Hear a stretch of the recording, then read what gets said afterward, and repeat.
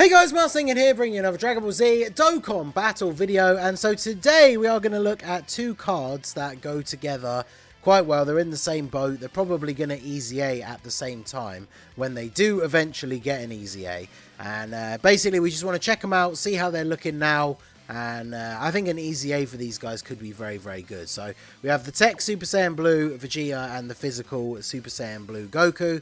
They are on opposite rotations right from the start, which is good. Neither of them were on turn 1, but Goku was in slot 7. Now, they both link up super well with the Resurrection of F Blues. So the plan is going to be to just have a Golden Frieza on rotation for slot 1 to tank, and then have both of these guys floating, and then we've got these guys floating as well.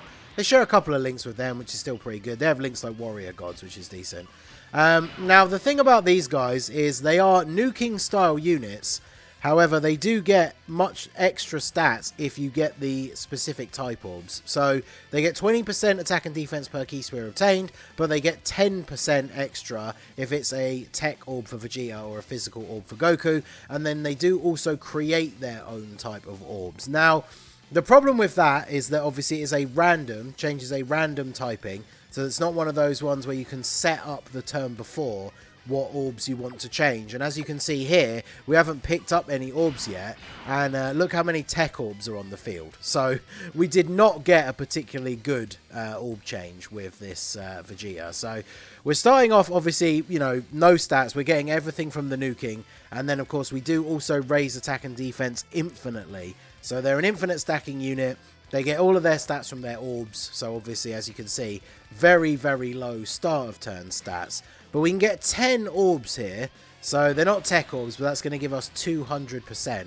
So we've got 179k, so then when we super attack, we are going to be over 200k, which is not a lot, but I've said this before in a lot of videos recently with these kinds of units. If a unit is an infinite stacker, then I'm not as bothered if their starting numbers are not particularly high, because obviously they're going to build up over time.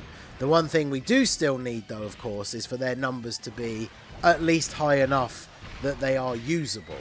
And I mean, you can see here from this first turn, the fact that the Vegeta actually took damage from the normal attacks even after supering is kind of an indication that his defense is not as high as we would like it to be. So this is the first turn with the Goku. Can we get a good orb change? No.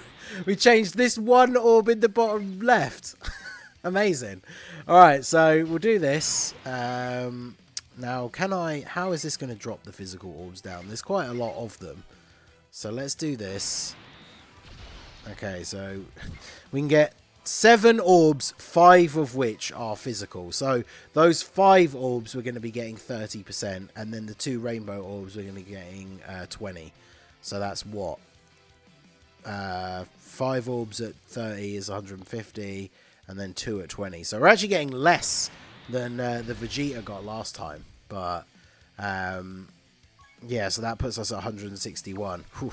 So we're in a somewhat similar boat as the previous turn. I mean, the downside, of course, to these kind of units, if we're trying them out in an event like this, is we already saw Vegeta taking almost 20k from normal attacks. It means if this guy gets super attacked, we might actually get one shot. I don't know. This guy, of course, absorbs Ki Blast Super, so we can't do any damage. Now, I was about to say, if we get an additional super, obviously that's where these guys are going to look a lot better, because you get that second raise. Which for him, oh, of course he did. Dodge the normal. Come on, he's not going to dodge this, is he? He did! Let's go! Alright, I thought we were about to see the dodge the normal, eat the super meme play out in real time yet again. I don't think I gave this Goku any extra dodge. He should just have level 3. But, see, and again, orb changing, letting us down. Oh, wow, that didn't even... Yeah, so this is the downside that we're going to run into. Now, we do have every single link active because Frieza has prodigies, which is pretty good.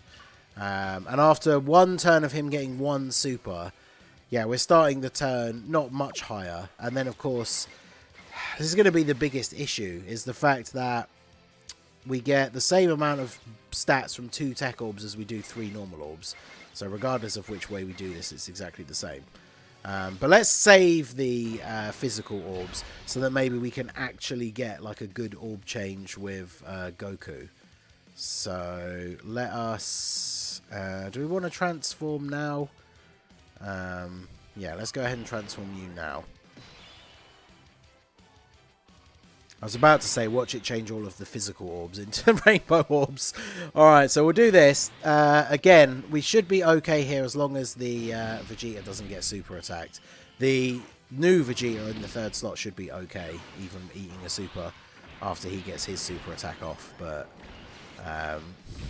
we got a lot of Ki Blast super attacks on this rotation. But yeah, only the 3 orbs for Vegeta, so now he's taking 99k. Ooh, jeez. So yeah, you can see these these guys desperately need an EZA if they're going to be usable. Because obviously we've moved on now from the older form of long-form content like the Legendary Vegeta event, Legendary Goku event, where the first couple of phases, or even the first half, was so easy that it didn't really matter if your like stacking units were starting off at a lower rate, because you obviously had, you know, time to build up and make them strong. Whereas obviously, as you can see in this event, we can't really be bringing units that are taking that much damage from normal attacks. So there you go. This is 8 physical orbs. So that is a lot of buff here for Goku, because it's what, 30% per. So we're looking at well over 250 with the rainbow orb in there as well. So now he's at 281, which means after supering he's going to be at what, like 350, which is decent, but like this is turn 5, and that's only after picking up a pretty large amount of orbs that we wouldn't necessarily expect to be getting on like every single turn. Now, the one positive as well is if you do actually get a good orb change with them, especially as their defense starts to build up and up, then obviously they can actually provide a ton of healing, which is pretty useful.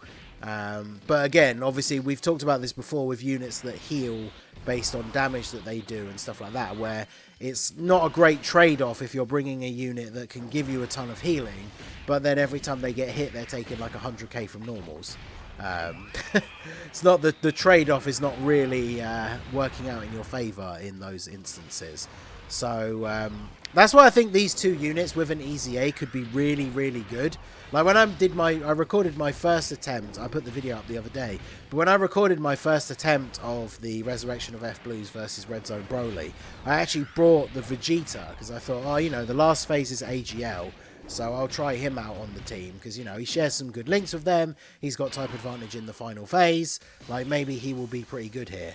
And yeah, no. Even in the early phases, it was shocking like how much damage he was taking. So look at this, we can get 10 tech orbs and 2 rainbow orbs. So that is, just from the tech orbs, that's a 300% buff. So of course we get a nice full heal off of that. And then, well, actually he's going to be dead anyway, let's just grab these. So I should have looked at his defense, but he's not getting hit. But slowly but surely, the attack and defense obviously go up a little bit anyway. But the annoying thing about a NUKER having infinitely stacking attack and defense is that number can still fluctuate. Because obviously, normally with an infinite stacker, we're just going to see their numbers go up every single turn. But with Vegeta, you could get 6 orbs on one turn, and then on the next turn you can only get like 4. And so the numbers that you put out are going to be similar, if not lower, because whilst you are getting the extra stack from the super attack effect, you're obviously not getting as many orbs, so you're not getting as much of a buff. And I'm actually, like, I completely overestimated the Vegeta, the fact that we didn't actually even finish him off on that previous turn. Although I guess it's because so many of these units have Ki Blast super attacks. I guess depending on, obviously this stage is quite easy, so I'm sure there's not that many people that are still trying really hard to beat it, but this could be a good tactic for stalling with teams that require a lot of build up, because you get so many opportunities to attack if you bring Ki Blast super characters. So are you actually going to die here? Yeah, 423k. So yeah, I wanted to get a bit of a look at how well they do. I think it's pretty obvious that when it comes to the current standard of endgame content, that they're just not really good enough, which is a shame. This Vegeta technically did have a 200% lead already, right? Because he's on Gifted Warriors, yeah, and Vegeta Family. I gave him a bunch of healing skill orbs.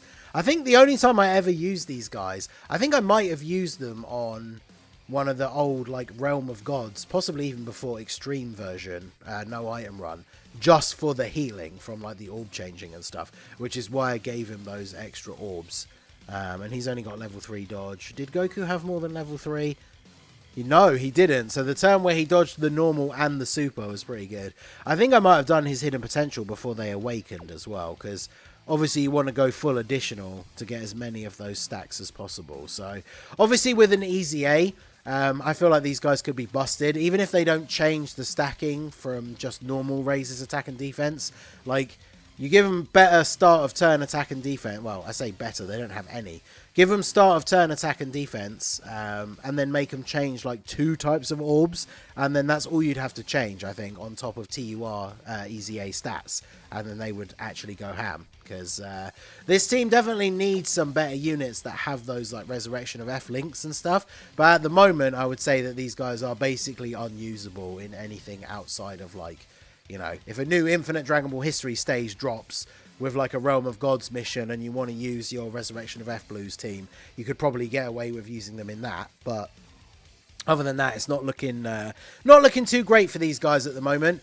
You would have thought that with this kind of celebration, they could have gotten an EZA, but obviously they did the much older blue Vegetas first, which we haven't gotten yet on Global. So who knows when they'll EZA these two, but maybe that will give them a second lease of life. But you let me know what you guys think of them down below. Do you have them both already? Are you eagerly awaiting their EZA? What would you like to see from the EZA? Let me know down below in the comment section. So that is going to be it for the video, guys. This has been the Master Ningen. Smash that like button, subscribe to the channel if you are new.